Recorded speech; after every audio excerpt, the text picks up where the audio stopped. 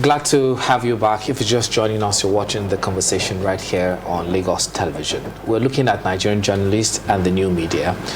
Now, virtually everyone you get to meet tells you that he's or she is a journalist. In fact, media houses are closing down because no one seems to buy a hard copy again. Everything is online. And if you ask anyone if he has a pen, or better still, data, to write whatever without following any rules or the ethics of the profession, the person is also a journalist.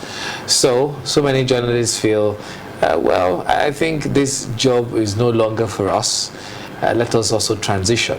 And virtually everyone you ask now is now an editor plus journalist plus online blogger.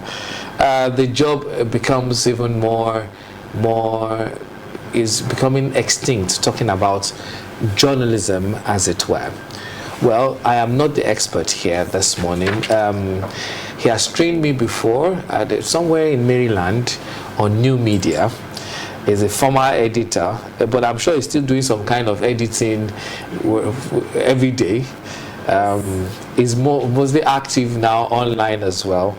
Please make welcome a media career development strategist, Mr. Lekon Otofodunrin. It's a pleasure to have you join us in the studio. My pleasure to be here too. So the first question I will ask is, do we still have journalists? Because primarily, from my definition of journalism, is anyone that pens for journals.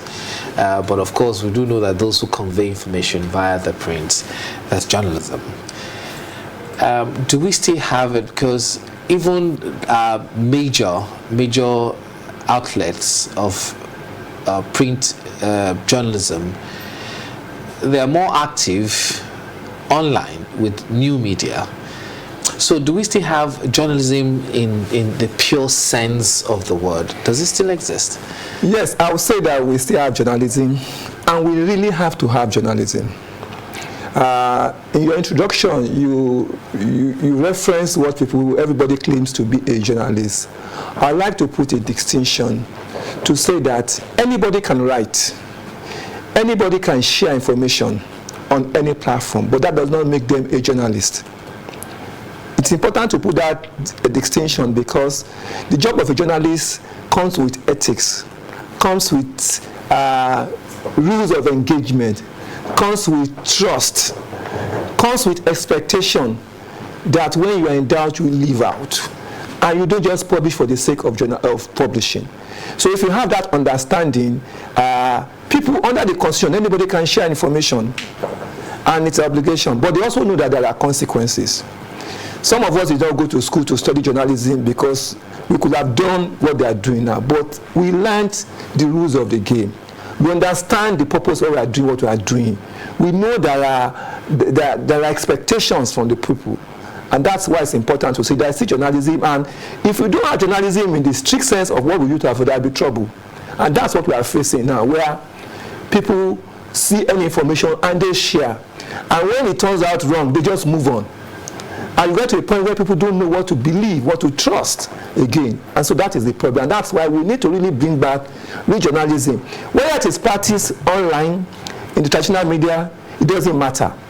And that's why we also assure people to say, look, if you want to be a journalist, for God's sake, study to be a journalist. Even if you didn't study journalism, understand what is expected of you. And if we do that, we'll be safer, because we're in an age of disinformation now that every day government has to deny that they didn't say something. Individuals have to deny, and it's bad. It's that bad. Okay, before we get to the new media part, again, the challenge nowadays is perhaps the pressure of the new media has made even the traditional outlet to make very huge mistakes. Yes. Yesterday, one of a security expert was telling us about the fact that the brigadier general that was ambushed was not supposed to, because a media outlet had to put out information that, look, this person seems to be MIA, missing in action, and the bandits or the terrorists picked on that to commit So will you say that there hasn't been so much distinction, considering that the quest to be the first, which oftentimes is not part of traditional media outfit, where they will have to substantiate, verify, and to be sure that this information they are putting out is the correct one, is lost in the quest to more likes, more viewers, more. Isn't that what is happening? Yes, it's unfortunate that it's happening, and again, it's unfortunate that those of us who claim to be the professionals are doubling down our practice and going down the level of people who are not. The example you mentioned, you know, sometimes when you hear some things, you think, what does it need? So, in journalism school, they teach things like conflict reporting. It sounds esoteric, but it goes down to the part about how you weigh information. In fact, it's not everything that you hear or know that you publish, because you have to think of the implication. But for the other person on the street who has a phone, any information is information. So I think that traditional, I've been trained, don't let us do traditional because we're moved into, everybody is now digital. Everybody who practices any form of journalism and wants to be taken seriously needs to weigh information and should not do things that will make people question their professionalism. Even yesterday, that I was involved in a discussion online over something. There was a place in Kwara that was said to have been terrorists have come or whatever, and it went viral. It was in one of the major television stations. I won't mention name. Of course, it's not yours. And somebody said she actually picked that information from that station because that was an indication for her that it was confirmed, and it turned out not to be true. So that you're asking yourself, are people enjoying publishing all these crises? Do they know that, like Yorubas will say, we are all in this crisis, and we all need to be very careful the information we are sharing, so that people don't take panicky action that could backfire. New media, obviously has come to stay. Okay. Everyone, if you are any broadcast outfit now that isn't part of that particular train, will be left behind. From what you've observed in recent years, people say it has done more good than harm, but we have we're in a world where, I'll still get back to the misinformation and all that, but we're in a world where that quest to be part of the train has really left out some huge chunk of gap, huge hole, is chasm. Like, how do we get to feel it? But first, perhaps you give us the advantages that we can see, the number of people who can reach at a particular time. How important is it to also to be relevant in some spaces? However, those gaps seem to be giving us headache. So it's important, like you said, the world is moving. So much is changing. We cannot, it's not only journalism. Everything is changing in the way it is done. And so journalism cannot remain static. I always tell a story about how I started as a journalist in 1987 as Punch correspondent in Abeokuta. And to send a story to Lagos, I had to dictate every word. Somebody in the Punch office in Lagos has to write down every word. And if he doesn't hear one word, I need to spread every letter. That's where we are coming from. And so technology is good. It makes our job faster. Not to talk of in this age of AI, where you can do transcription, although you still have to edit, you can break out data, you can brainstorm, you can do so many things. And you can be available on a global platform. You are no longer a local, so you can be in Alausa here and be publishing, and everybody in the world. So today, a radio station is not just, there's this joke I also mentioned somewhere. I was one day I was with my mom, and we were listening to a Yoruba program, and the anchor person says, "Beshewo Wansin," and my mother said, "Hi, I said, they are live streaming." So that's how things have changed. So it's good, and it helps. It even breaks down the monopoly of the big man who has the money to start. Anybody can start. But like you said, in that rush, in that ambience, we need to remember that there are still rules. what has happened in many cases is that the quality control measure that used to be the hallmark of proper journalism has disappeared largely. So you have a situation where somebody is a reporter, is a writer, is the editor, is the one that is proofreading, is the one that is putting headline, and is doing this in a rush. He wakes up, he sees somebody, has pushed a story, and is wondering, I'm going to lose out. So it's important that we don't forget that there are quality control measures, and that being the first and getting it wrong is dangerous in the long while, because even now as it is, people know how to distinguish. There are some platforms that you see some information, you say, okay, they have probably, but let me go and check somewhere else. It's because they have lost trust.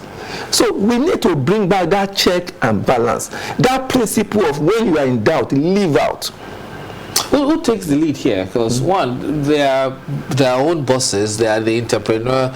They are the MDCU, chief reporter, editor, and they do all that. So who checks? Because I guess that's where NUJ comes in. That's where Guild of Editors. That's where Broadcast Association. Even it's all these people. But we are talking about some amorphous. So many, there's a name coming to my head now, but it's just sinking in. So many hydra-headed journalists that you can't capture in that very modified group of organizations. So, well, I think that's why we are saying that people should be free to share information, but they should be responsible. In fact, we are expanding what we call the ethics of journalism to ethics of communication now. There's an advocacy for ethics of communication, where you know that it's not every information that you get that you can share. And if you have to share, you have to think of the consequences. If you have that, maybe we'll be able to accommodate people who ordinarily will not call journalists or broadcasters, who should know that there are ethics, and it starts from the individual. It starts from everybody understanding that when they misinform people, it has consequences. It starts from reminders. It starts from retraining. That's where owners, managers need to take this thing seriously.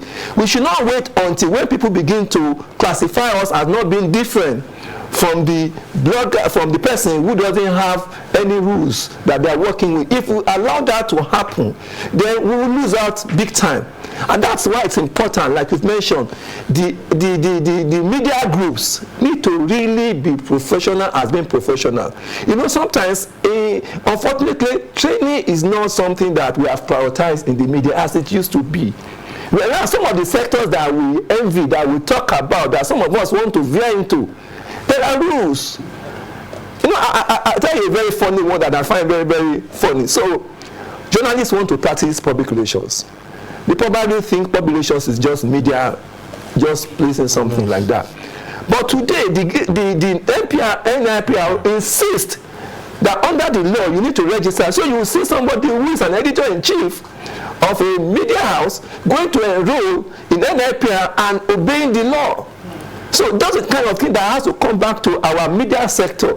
We have issues about NUJ is a trade, is professional, but we can make it what we want it to if we want people to respect us. And if we don't want to lose that professionalism, that is the key to ensure everywhere in the world there are concerns. It's not only in Nigeria, but that reminder, that constant. Just yesterday I was telling somebody that maybe we need to begin to call out people who misbehave. We need to do so that people will know that what they are doing is wrong. I have seen top people who are broadcasters who are also influencers, and that's why sometimes people miss the way. If a journalist is not an influencer, a broadcaster is not an influencer, and you are expected to work within some rules and things like that. So I've seen some of them, they will share information that turns out to be false, and they will not apologize. So that brings me to the question of the journalists, the new media, misinformation, disinformation. What's the nexus? Well, for me, the nexus is that we need to take control and ensure that we don't get into a period where there's for example, misinformation is when you share information, you may not even know whether it is wrong or not. So you may plead not but this information is when somebody deliberately shares false information. In fact, he concocts that information, makes it believable, and it goes into the system. So the result is that for the journalist, he needs to be sure that he doesn't get into that. And what is also happening now is that when it's happening, so we have what we call fact-checking. Fact-checking is becoming a big thing. So hitherto, when the media reports something or a politician says something, we just report. In the age of fact-checking, we try to confirm whether it is true or not. And when it is true, we say so, it is true. When it's false, we say it is false. When it's misleading, we say so. When it's out of context, we say so. That helps the people to know that there are verifiable information. These are age when I have seen videos of reputable broadcasters marketing drugs. Of course, it is not true. But the ordinary person who doesn't know that those things are manipulated, believes it, buy drugs, endanger their lives. Including investments. Faces. You know, so those are the danger, and that is why journalism has to rise up to ensure that we play that control, that role where we try to put the right information there. So that's why these days, like whatever our fact checking, hitherto, you know, we enjoy what we call dogs don't eat dog. So when the platform gets something wrong, we just move on. You know, we say we didn't do it. You want us to call people? No, even without calling it, we need to let people know this information you are reading is not true. Because when we don't do so, so I give you an example. The person who started Africa Check is the first fact-checking organization in Africa. This guy is a French guy who was working for AFP in Nigeria, and he said, at the height of the debate over using vaccine in the north, and some people say they should not use it for various reasons, he knows that they were wrong, but he didn't report it, he didn't deny it. He was cool by saying, I didn't report it. But down the line, many lives were lost. And he was reminded one time later to say, look, you didn't report it, you knew it was wrong, and you allow people. So you have a role, and that was the origin of him starting Africa Check. And so today, across Africa, and there have been many other organizations, the urgency to correct false information is huge. I know it's a big burden, even on a WhatsApp group. Somebody shares the false information, you are correcting, they come after you. Yes. But that is how bad it is. People enjoy those information when you are telling them it is wrong. But maybe when we scale up this level of fact checking, when people know that they can wake up and even know that this is where to find the right information. When somebody comes out to say, yes, you heard this yesterday, but this is the true story. It's sensationalism. We've been said to actually not do that, but we realize that that is what actually sells. Some people cast headlines that will literally get you befuddled. My mom will always send something, or even my dad send broadcast message. As soon as I see it, I just say, no, this can't be true. Because you can spot it. I can't even without saying, because I was in the newsroom throughout yesterday, I didn't get to read anything of this, but they'll tell you that so thing that's happened.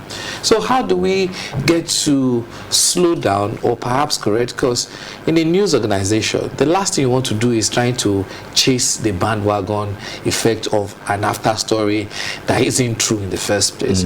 All you need to do, what you are trying to do, is catch the next client, do the next story, meet the deadline, get story on air. That is what you are after, not to debunk a particular claim that you found on this.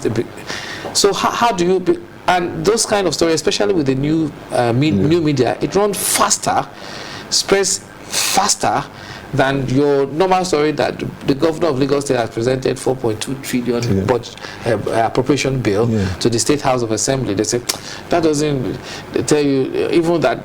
So how do you deal with this avalanche of stories, plus vis-a-vis trying to tell people this is the true story that we should follow? Again, we are battling with an overdrive of information. There's so much information out there, and what we need to do, for me, is to come to a point where we know that it's speed and accuracy. It's not about speed alone, it's about accuracy. And again, the danger of people getting the wrong information is critical. Yes, media houses, like we said, they are what we call clickbait. So people put headlines that this does not match what in that story. Yeah. But again, I tell you that many of them, they lose trust. In fact, these days on social media, I met a lady. Okay, I teach this course in NIG, and one lady was telling me that what she does when she found out that somebody has published something false, she reports, because there are those platforms you can report, you can flag. In fact, some of them have inbuilt facility to check whether it's something. So there's a way to keep. It's just that the rate at which the merchant of disinformation are multiplying is outstripping those people who are trying to stop them. More so because there's money involved. You know, people get money for monetization, and so they try to do some of these things. You know, so it's a big battle, but we must not give up, because if we give up, it will be worse. And that's why those of us who are in a position to churn out the right information, we should. And your point about the story that people learn, yes, the old maxim is that when it bleeds, it leads. You know, but the truth is that good stories also still sell, and we must not. You know, there's a way you tell good stories. So the budget has been presented in the old way of reporting this number. It is okay, but we must go further and break it down. So how does that budget delivered by the governor affect the woman? You know, when you break it down, she will understand that, okay, so in this new year, if you have been expecting that new markets are going to be done, sorry, it's not going to happen. This is what has happened. So there's this also explainer part of journalism. That's why journalism also has become. So people are doing what we call explainers. They are doing analysis. They are doing analysis. They are doing dateline. You are seeing the projection. People are doing data journalism. They are doing solution journalism. Solution journalism is not just telling the truth. You're saying what is working. How is it working? To what extent is it working? So that is how it's a call of journalists to also broaden the way they practice. In that way, we'll be able to find people who will find information that is useful for them.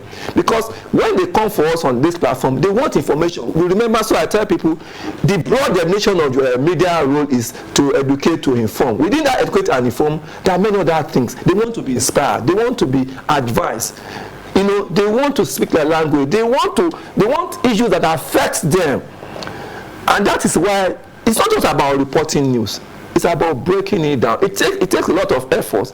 And thankfully, there are platforms for doing it. There are stories, so somebody doesn't want to listen to the governor reading that in the National Assembly. But a TikToker will go and get some sound bites and still tell the same story, and the same person will get it. So that's why I'm thinking that our practice, so when we say there's a new media, even the way we practice, so you get a story. So how many versions of this story do we want beyond the normal one? Can somebody break down the number? Can somebody get the report and things like that? Can somebody do a comparison and say, okay, so what is the budget over a period of time? Can somebody say, okay, what are the allocations? That will help the people. I will make them be interested in reading some of these things that we think is boring. I think you've touched on my next question, which is, what should the new journalist in our world, what should he or she equip himself with? Yes. What should he know, especially if you're in journalism school, or better still, you've not been.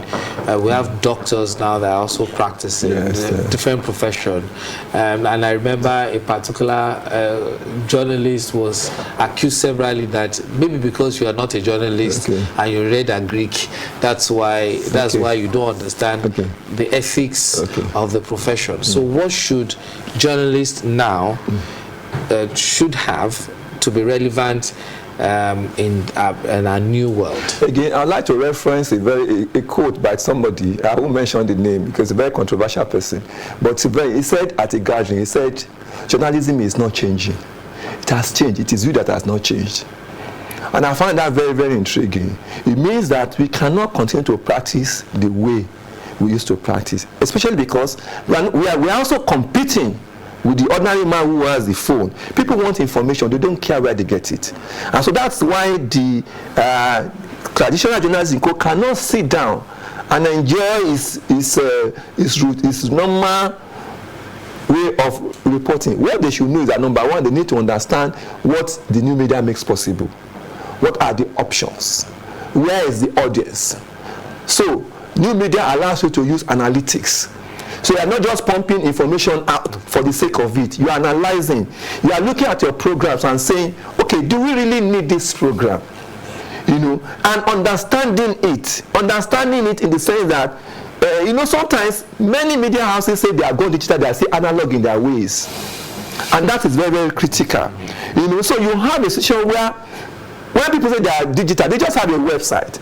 They have social media, but they are not using it in the way they should use it to get the results. You know,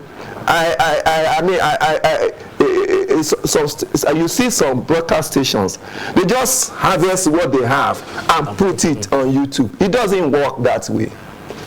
Sometimes we don't even invest in people there. Sometimes we push people from traditional to digital. They are not happy to be there. They are just there pretending to be there, and they are not fulfilling that role. So those are the things that we are not doing, and we are not also retraining ourselves. So in this age of new media, roles are changing. The traditional titles are changing. You see people saying they are audience engagement of managers. They are community managers. Yeah. You know, so those are the things that is helping. There are people who are doing product managers. You know, before you launch a product, they are doing critical analysis. They are imagining, okay, so what exactly is this going to do for us? If we begin to do things that way, then we'll really be new. But like I said, many of us are still analog in our ways, and we are just claiming to be digital. So how can we be analog and want to move forward and deal with the fact that so many people need information that should be accurate, factual, and we will help them take informed decisions? So what we need to do as media people, there's a lot of, sometimes we like to play catch up. And that's why when internet came, many of us were like, these people. So what we need to do is that retraining. That's really sitting down, say, let's do a critique, a proper critique. You know, sometimes some of us in the road, we are like, we are there, but we are not there. So that's why in this same business where we say there's no money, people are making legitimate money. They are doing media in a new way. They are repurposing their content. You know, so somebody could have done an interview for a whole year. There's a way they bring it together and it forms another content.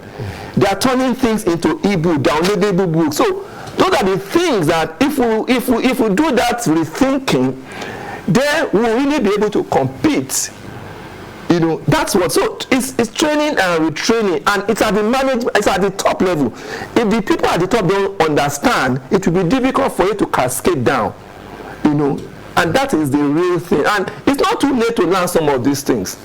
Because sometimes some of us think, okay, these things is for young people. No.